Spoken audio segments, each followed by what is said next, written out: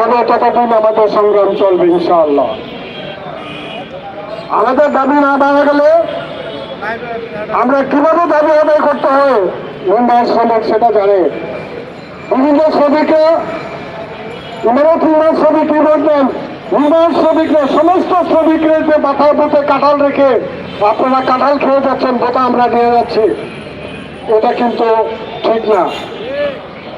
আজকে বিভিন্ন অট্টালিকা দেখছেন, যে সংসদ ভবনে বসে আপনারা সংসদ চালাচ্ছেন, দেশ পরিচালনা করছেন, সেই সংসদটা আমার নিম্ন শ্রমিকেই হাতে করে।